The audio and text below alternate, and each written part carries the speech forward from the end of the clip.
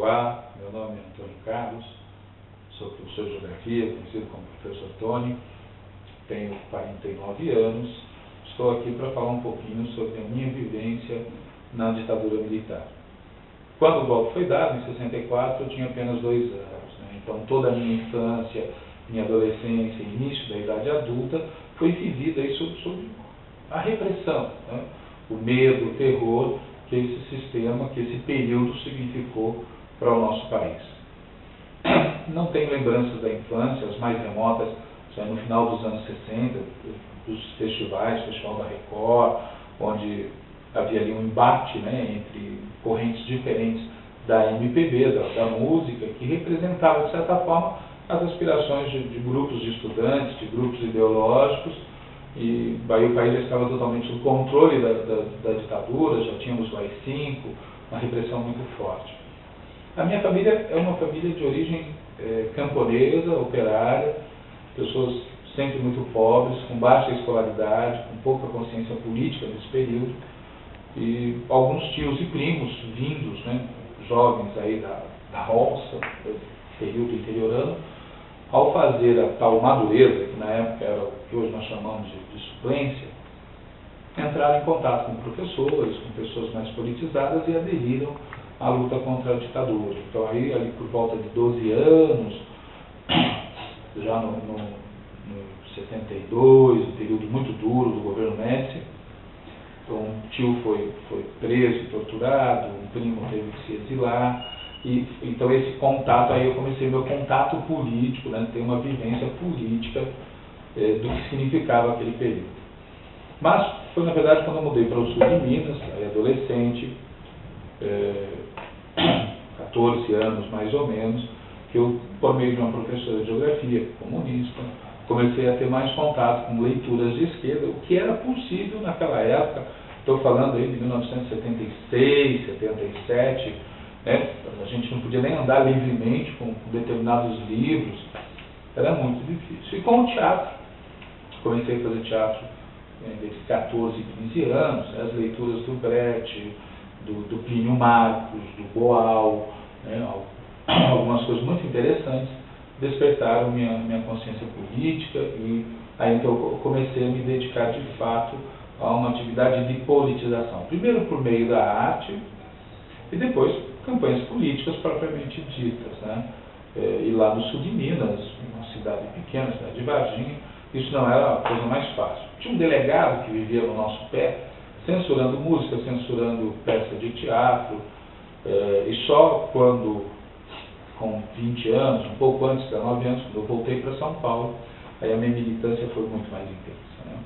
Ainda por meio do Partido Comunista, aderi ao movimento sindical bancário, comecei a trabalhar no movimento popular, com organização de bairro, com movimentos de luta pela escola, por creche, iluminação, asfalto, aquilo que era do movimento popular, e ainda herdando algumas coisas que tinham ficado dos anos 70 do movimento de luta contra a carestia.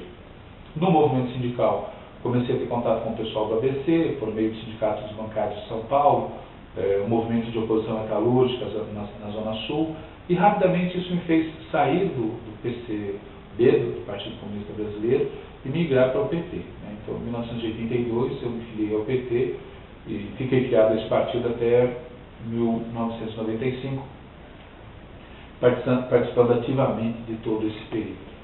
Para alguns autores, a ditadura vai até 1985, para outros, até 89.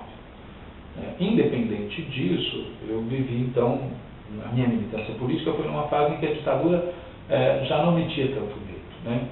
Nós, aqui em São Paulo, em 1983, tentamos greve geral, né? Os sindicatos iam caindo na mão da oposição pela esquerda, né? O pessoal do PT, do PCdoB, e já tínhamos aqui o governo Franco Montoro, que era um governo democrático, né? O governo do Estado de São Paulo democrático, e uma grande batalha das diretas já lá em 1984 ficou muito na memória da gente, uma derrota muito triste, muito sofrida, e o acordo feito pelo Tancredo Neves, José Sarney e a cúpula do regime militar, da ditadura militar, para salvar aí os dedos, né? Eles entregaram alguns anéis, poucos, na verdade, para fazer com que o Tancredo fosse eleito ainda pelo Colégio Eleitoral, porque não tivemos eleição direta em 1985. Quando o Tancredo ia assumir, ele veio a falecer e veio em seu lugar o José Sarney, que vai então comandar esse último governo que a gente pode chamar de transição, né? Porque em 89 temos eleição direta, no segundo turno a derrota do Lula para o Fernando Collor de Mello, e aí entramos então no eixo da redemocratização. Na minha opinião, ainda falta muito, né, para essa redemocratização acontecer. E agora, ainda ontem, víamos aí marchas pelo Brasil discutindo a questão da liberação do uso de maconha ou da descriminalização, mas nesta semana vimos o assassinato de 3 lideranças rurais, né? 2 líderes castanheiros e um líder sindical, 2 no sul do Amapá, outro em Rondônia. E isso não pode ser um país democrático, onde isso aconteça, né? Onde temos aí os assassinos da irmã Dorothy Stang há 5 anos gozando de liberdade. Isso não pode ser democracia plena, não pode ser Estado de Direito. Nós ainda temos que brigar muito para que as coisas mudem, e a juventude tem que fazer isso. O que eu mais sinto do período da ditadura foi esse rompimento do crescimento cultural que o Brasil vinha, né? Desde, quando a gente vai estudar história, geografia, sociologia, a gente percebe que desde 55 o Brasil meio que se abria para o mundo, nas artes, na música, no teatro, um cinema muito vigoroso, e a ditadura bloqueou tudo isso, né? São estúpidos, são imbecis. Aqueles que censuram livros, tocam fogo em livros, prendem pessoas porque têm ideias, porque leem, porque escrevem, só podem ser imbecis, e nós ficamos aí 21 anos com esses imbecis, com esses cretinos mandando aqui. Ainda me ressinto muito da questão da tortura, é uma questão que me emociona. Tenho sugerido aos meus alunos a novela do SBT, Amor e Revolução, que sempre ao final da novela temos lá o depoimento de alguém ou foi vítima de tortura, o pai, a mãe, os amigos. E eu acho que isso a gente precisa trazer para dentro das escolas básicas, das universidades, para que as pessoas saibam o que foi, né, e que não permitam mais que isso aconteça. Então hoje uma das lutas que a gente tem, infelizmente eu tenho limitação de atuação, acontece mais via Twitter, Facebook, dentro da sala de aula, defendendo o estabelecimento da Comissão da Verdade. A presidenta Dilma prometeu isso na eleição, e é um dever dela cumprir essa promessa, né, apurar quem foram os torturadores e puni-los. Crime de tortura é crime imprescritível dentro da própria Organização das Nações Unidas, isso não é tolerado em nenhuma situação. E não podemos passar uma borracha. Temos que seguir o exemplo da Argentina, do Uruguai, do Chile, que está passando essa história ruim a limpo, para que ela nunca mais aconteça, de forma alguma, para que não haja repetição. E a desgraça maior que a ditadura causou com a educação, né? Eles acabaram com o sistema público educacional, tornaram as pessoas, hoje a gente vê pessoas terminando o ensino médio completamente analfabetas, né?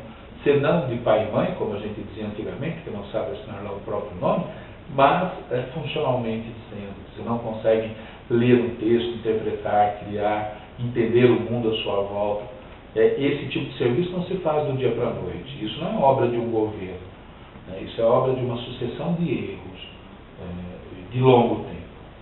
Infelizmente, eu acho que essa foi a pior marca que a ditadura deixou para a gente, né? O aniquilamento da educação pública e o aniquilamento do sonho de algumas gerações também de ver um país mais justo, mais solidário, né? Pensado de uma outra forma.